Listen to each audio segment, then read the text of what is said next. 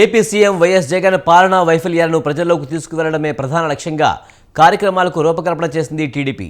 ఇందులో భాగంగా మిత్రపక్షమైన జనసేనతో కలిపి రా కదలిరా అంటూ రేపటి నుంచి ప్రజల్లోకి వెళ్లనున్నారు.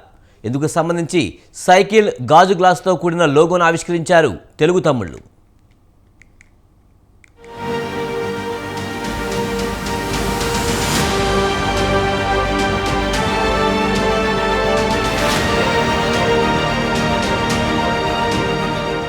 రా కదిలిరా అంటూ తెలుగువారి ఆత్మగౌరవాన్ని ఎలుగెత్తి చాటారు అన్న నందమూరి తారక రామారావు. ఇప్పుడు అదే పిలుపును మళ్లీ ప్రజల్లోకి తీసుకువెళ్లేందుకు సిద్ధమైంది టీడీపీ. రాష్ట్రంలో అసెంబ్లీ, పార్లమెంటు ఎన్నికలు ముంచుకొస్తున్న వేళ ఏపీ సీఎం వైఎస్ జగన్ పాలనలో విధ్వంసాలు, వైఫల్యాలు తప్ప అభివృద్ధి అనేది లేనే లేదంటూ విమర్శిస్తున్నారు తెలుగు తమ్ముళ్లు. ఇదే విషయాన్ని తమ మిత్రపక్షమైన జనసేనతో కలిసి ప్రజల్లోకి తీసుకువెళ్లి సర్కారు వైఖరి ఎండగట్టేందుకు సిద్ధమయ్యారు.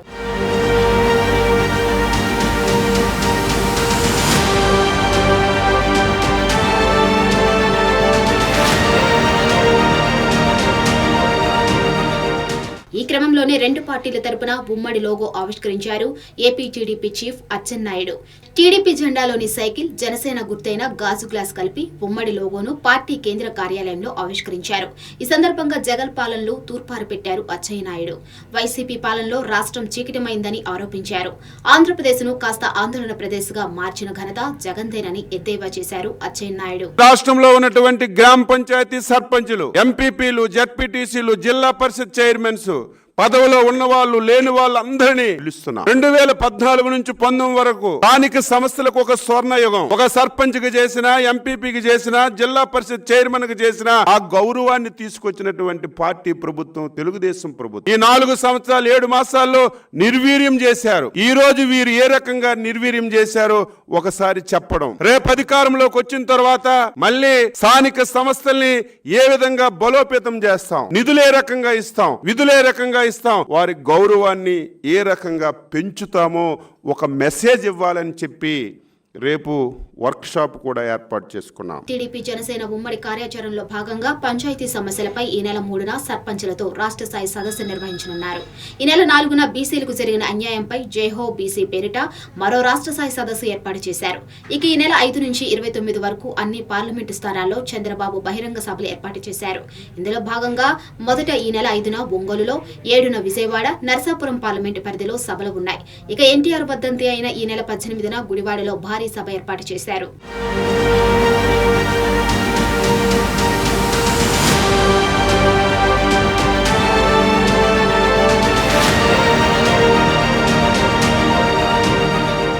రాష్ట్రంలో స్వర్ణయుగం తెలుగుదేశంతోనే సాధ్యమనే నినాదంతో ప్రజల్లోకి వెళ్తున్నామన్నారు ఏపీ టీడీపీ అధ్యక్షుడు అచ్చెన్నాయుడు. అన్ని సభలు టీడీపీ జనసేన సంయుక్త ఆధ్వర్యంలోనే జరగనున్నట్లు తెలిపారు. టీడీపీ అధినేత చంద్రబాబు, జనసేన అధిపతి పవన్ కళ్యాణ్ కలిసి పాల్గొనే సభల వివరాలు త్వరలోనే ప్రకటిస్తామన్నారు అచ్చెన్నాయుడు.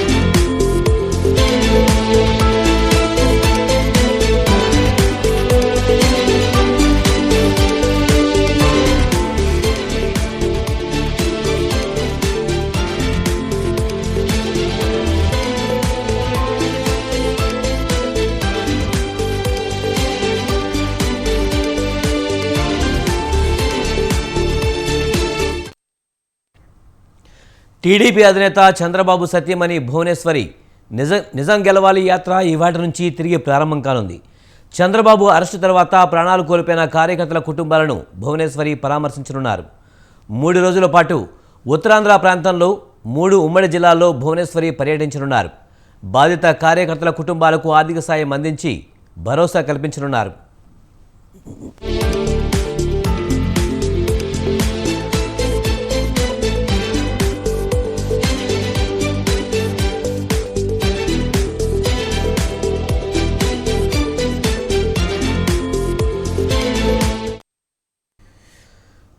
ఇవాల్టి 5 వరకు విజయనగరం, శ్రీకాకుళం, విశాఖ జిల్లాలో ఈ కార్యక్రమం జరగనుంది. విశాఖపట్నం విమానాశ్రయం నుండి ఉదయం 10 గంటలకు విజయనగరం వెళ్తారు. విజయనగరంలోని 29వ వార్డులో కోరాడ అప్పారావు కుటుంబాన్ని పరామర్శించనున్నారు. అనంతరం బొబ్బిలి నియోజకవర్గం తెర్ల మండలంలోని పెరుమల్లి గ్రామంలో మైలేపల్లి పోలయ్య కుటుంబాన్ని పరామర్శిస్తారు.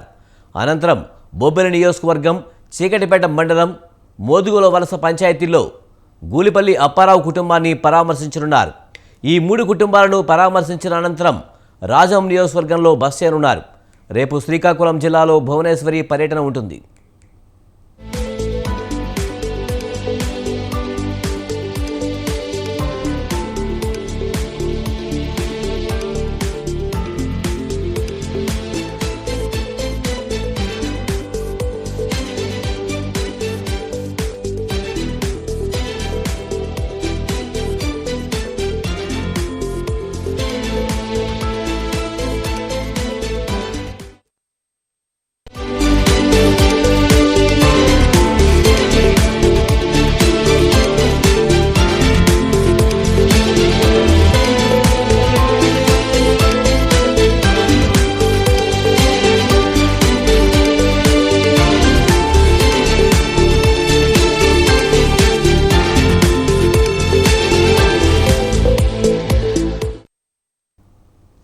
లోక్సభ ఎన్నికల్లో అనుసరించవలసిన వ్యూహాలు, ఎంపీ అభ్యర్థుల విషయంలో సమాలోచనలు, నామినేటెడ్ పోస్టుల భర్తీ సహా పలు కీలక అంశాలపై చర్చించేందుకు సిద్ధమవుతున్నారు తెలంగాణ కాంగ్రెస్ నేతలు.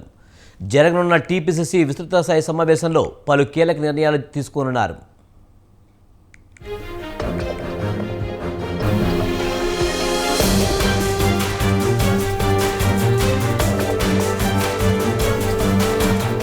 రాష్ట్రంలో విజయం సాధించడంతో కాంగ్రెస్ పార్టీలో జోష్ కొట్టొచ్చినట్లు కనిపిస్తుంది. గత నెల రోజులుగా పార్టీ ప్రభుత్వ కార్యక్రమాల్లో నేతలు చురుగ్గా పాల్గొంటున్నారు.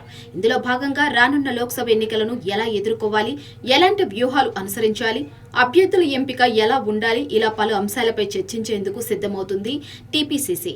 విస్తృత స్థాయి సమావేశం నిర్వహించి ఇందులో ఆయా అంశాలను చర్చించనున్నారు.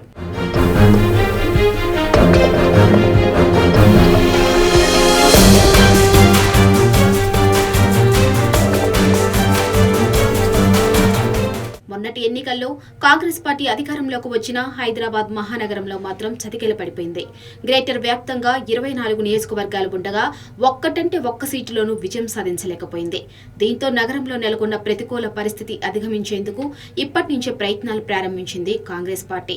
దీంట్లో భాగంగా పలువురు ఓడిపోయిన అభ్యర్థులకు ఎంపీ క్యాండిడేట్లుగా అవకాశం కల్పించాలని ముఖ్య నాయకులు భావిస్తున్నారు. అదే సమయంలో నామినేటెడ్ పోస్టులపైన సుదీర్ఘ చర్చ జరిగే అవకాశాలు కనిపిస్తున్నాయి.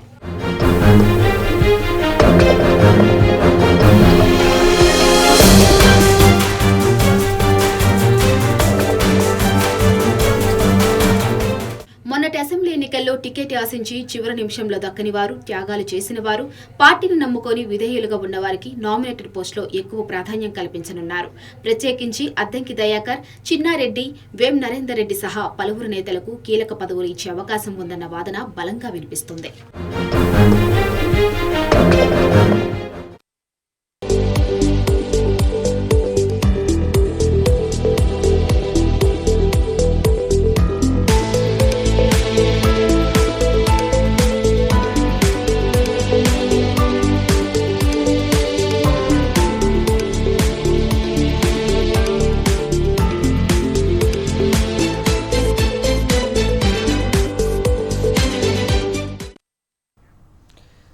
సీఎం జగన్ ఇంటికి వైఎస్ఆర్ తెలంగాణ పార్టీ అధ్యక్షురాలు షర్మిల వెళ్లనున్నారు.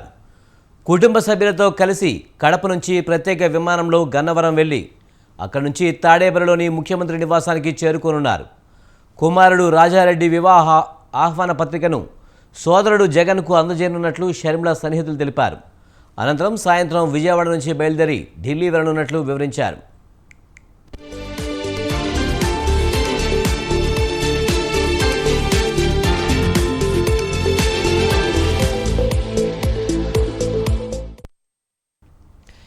సీఎం జగన్ ఇంటికి వైఎస్ఆర్ తెలంగాణ పార్టీ అధ్యక్షురాలు షర్మిల వెళ్లనున్నారు.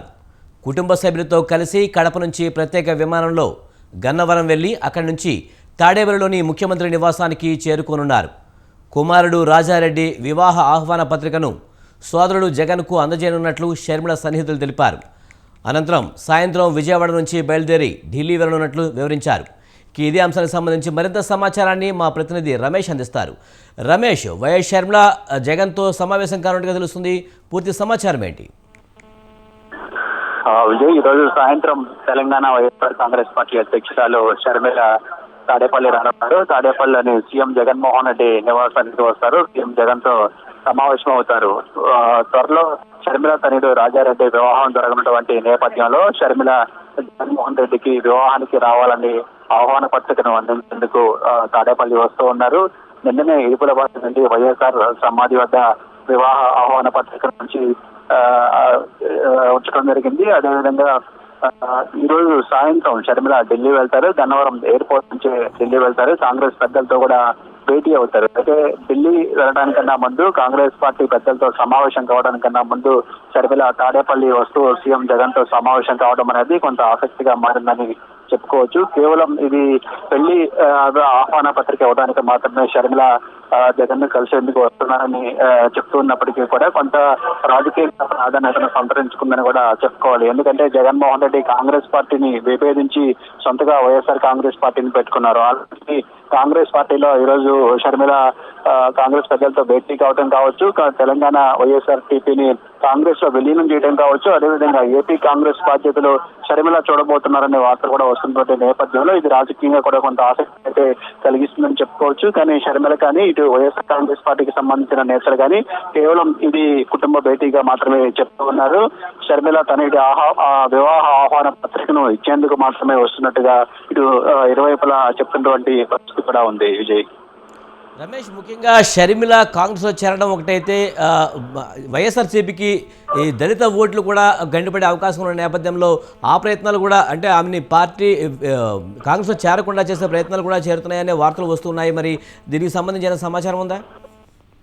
అంటే ఇప్పటికే సుబ్బారెడ్డి షర్మిలతో వ్యాపారం నడిపించారంటూ పెద్ద వార్తలు వచ్చాయి. ఈ నేపథ్యంలోనే నిన్న సుబ్బారెడ్డి కూడా మీడియాతో మాట్లాడడం జరిగింది. తాను షర్మిలతో ఎలాంటి వ్యాపారాలు చేయలేదు స్పష్టంగా చెప్పారు. ఒకవేళ షర్మిల కాంగ్రెస్ పార్టీలో చేరాలనుకుంటే అది ఆమె ఇష్టమంటే కూడా చెప్పడం జరిగింది. షర్మిల కాంగ్రెస్ పార్టీలో చేరినప్పటికీ వైఎస్ఆర్సీపీకి ఎలాంటి ఇబ్బంది లేదు. వైఎస్ఆర్ కాంగ్రెస్ పార్టీ చేసినటువంటి అభివృద్ధి కానీ సంక్షేమ పథకాలే తిరిగి మళ్ళీ వైసీపీని అధికారంలోకి తీసుకొస్తాయి, జగన్మోహన్ రెడ్డిని సీఎం గా తీసుకొస్తాయని వైసీపీ నేతలు చెప్తూ ఉన్నారు. గతంలో పార్టీకి సంబంధించిన మరికొంతమంది సీనియర్ నేతలు కూడా ఇదే విషయాన్ని చెప్పడం జరిగింది. షర్మిల తెలంగాణలో సొంతగా పార్టీ పెట్టుకున్నారు. ఆమె ఏ పార్టీలోనైనా చేయవచ్చు, లేదంటే ఏ పార్టీకైనా కలిసి పనిచేయవచ్చు. అవి ఆమె సొంత విషయాలు, ఆ విషయాల్లో జోక్యం చేసుకోబోమని, అదే సందర్భంలో షర్మిల తీసుకున్న నిర్ణయాల విషయంలో తాము కలవ చేసుకోబోమనే విషయాన్ని కూడా గతంలో పార్టీకి సంబంధించిన ముఖ్య నేతలు చెప్పిన పరిస్థితి. ఇప్పుడు కాంగ్రెస్ పార్టీలో షర్మిల విలీనం కావాలని నిర్ణయించుకున్న తర్వాత దీనికి సంబంధించి ఆమె ప్రయత్నం అయితే జరగకపోవచ్చు అని కూడా వైసీపీ నేతలు చెప్తున్నారు. Right, thank you Ramesh.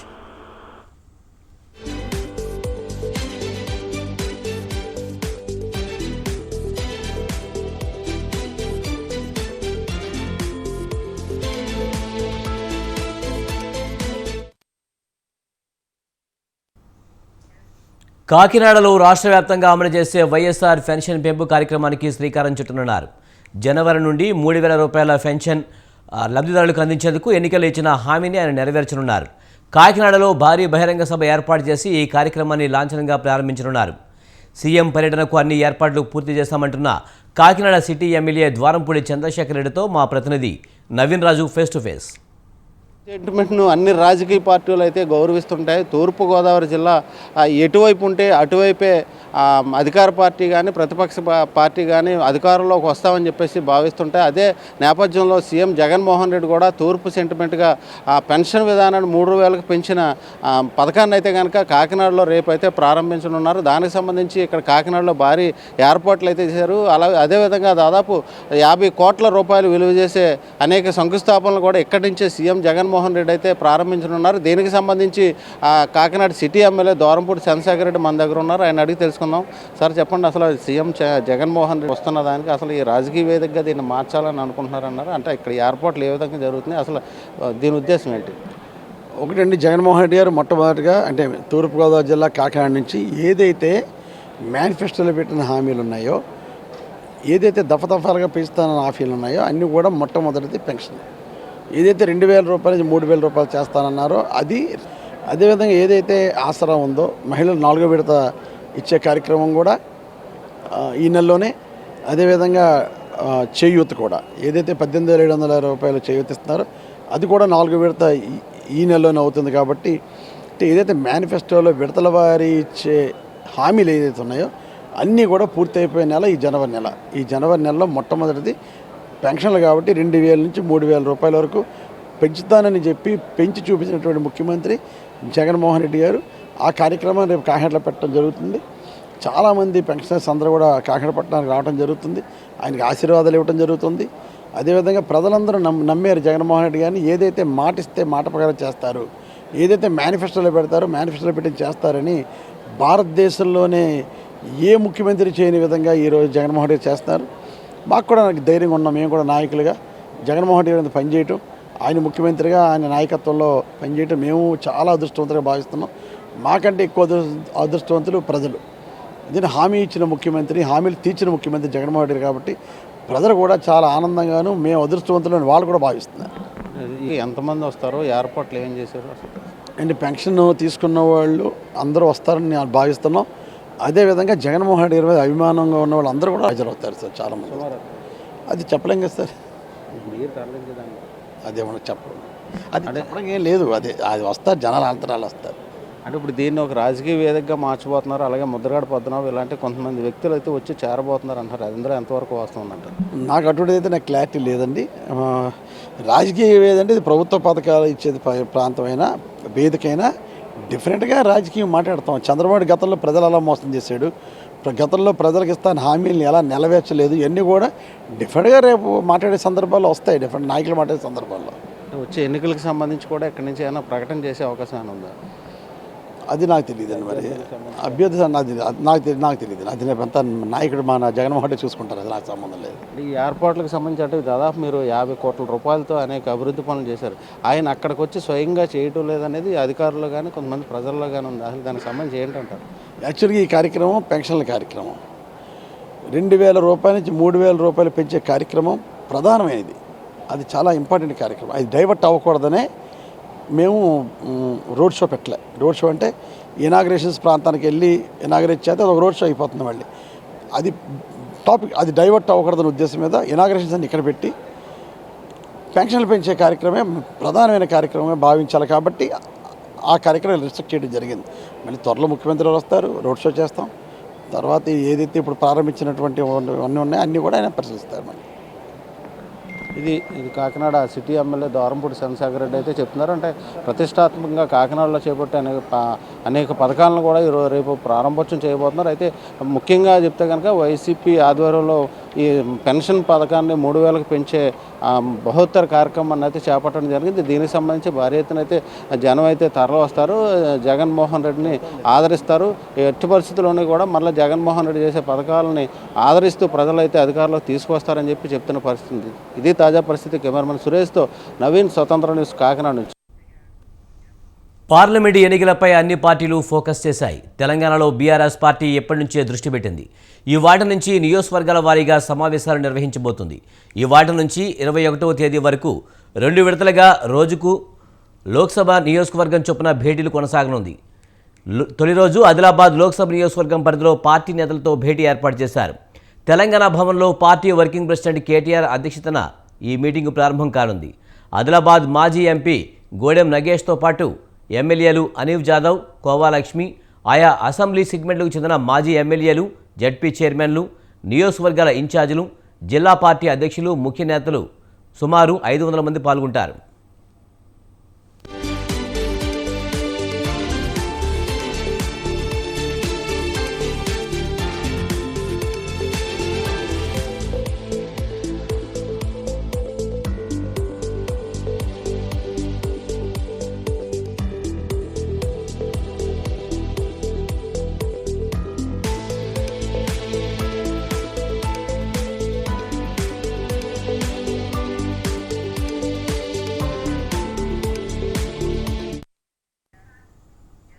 YSRTP అధినేత్రి Sharmila నేడు ఢిల్లీ వెళ్లనున్నారు. రేపు కాంగ్రెస్ అగ్రనేతలు సోనియా గాంధీ, రాహుల్ సమక్షంలో కాంగ్రెస్ తీర్థం పుచ్చుకోనున్నారు. రేపు ఉదయం 11 గంటలకు కాంగ్రెస్లో చేరుతున్నారామె. షర్మిలతో పాటు ఆళ్ల రామకృష్ణారెడ్డి కూడా కాంగ్రెస్లో చేరతారనే ప్రచారం జరుగుతోంది. షర్మిలతో పాటు వైసీపీ అసంతృప్తులు సైతం హస్తం కండువా కప్పుకోనున్నారు. రేపు కాంగ్రెస్లో వైఎస్ఆర్టీపీ విలీనం కానుంది. అయితే షర్మిలకు ఏపీ పిసిసి చీఫ్ లేదా ఏఐసిసి పదవిపై ఇస్తారా అనే దానిపై సస్పెన్స్ కొనసాగుతుంది. ఏఐసిసి, సిడబ్ల్యూసిలో ఏదైనా పదవి ఇచ్చే అవకాశం ఉందని కాంగ్రెస్ వర్గాలు అంటున్నాయి.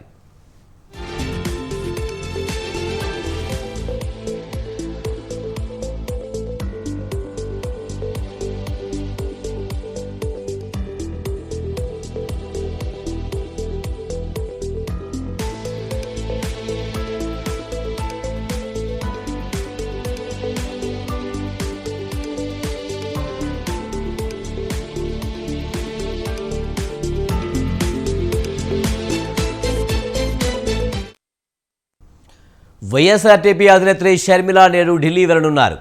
రేపు కాంగ్రెస్ అగ్రనేతలు సోనియా గాంధీ, రాహుల్ సమక్షంలో కాంగ్రెస్ తీర్థం పుచ్చుకోనున్నారు. రేపు ఉదయం 11 గంటలకు కాంగ్రెస్లో చేరనున్నారామె. షర్మిలతో పాటు ఆళ్ల రామకృష్ణారెడ్డి కూడా కాంగ్రెస్లో చేరతారనే ప్రచారం జరుగుతోంది. షర్మిలతో పాటు వైసీపీ అసంతృప్తులు సైతం హస్తం కండువా కప్పుకోనున్నారు. రేపు కాంగ్రెస్లో వైఎస్ఆర్టీపీ విలీనం కానుంది. అయితే షర్మిలకు ఏపీ పిసిసి చీఫ్ లేదా ఏఐసిసి పదవిపై ఇస్తారా అనే దానిపై సస్పెన్స్ కొనసాగుతుంది. ఏఐసిసి, సిడబ్ల్యూసిలో ఏదైనా పదవి ఇచ్చే అవకాశం ఉందని కాంగ్రెస్ వర్గాలు అంటున్నాయి.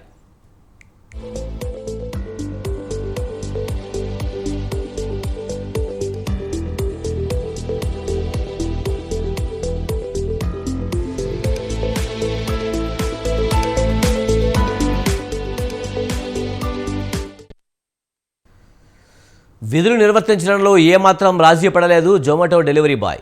పెట్రోల్ బంకులు మూతపడి వాహనంకు ఇంధనం కొరత ఏర్పడితే నాకేంటి అనుకున్నాడు. గుర్రంపై సకాలంలో ఫుడ్ డెలివరీ చేసేశాడు. అందరితో శభాష్ అనిపించుకున్నాడు. అతని ఆలోచనకు ఫిదా అయ్యారు నగరవాసులు. ట్రక్ డ్రైవర్ల సమ్మెతో ఏర్పడ్డ ఇంధన కొరత వేళ హైదరాబాద్ చంచల్గూడ ప్రాంతంలో ఆ దృశ్యం కనిపించింది.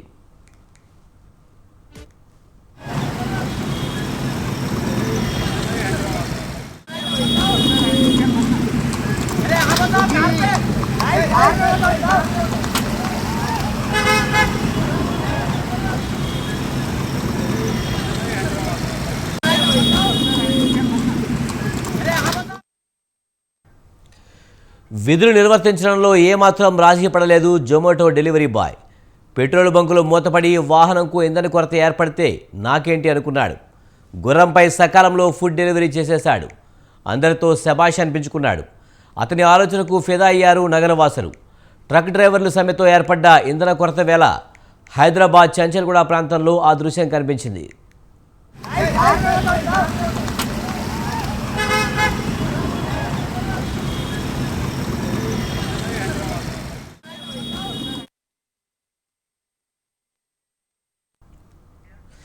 ఇవి ఈ బ్రిటన్ విశేషాలు. చూస్తూనే ఉండండి స్వతంత్ర.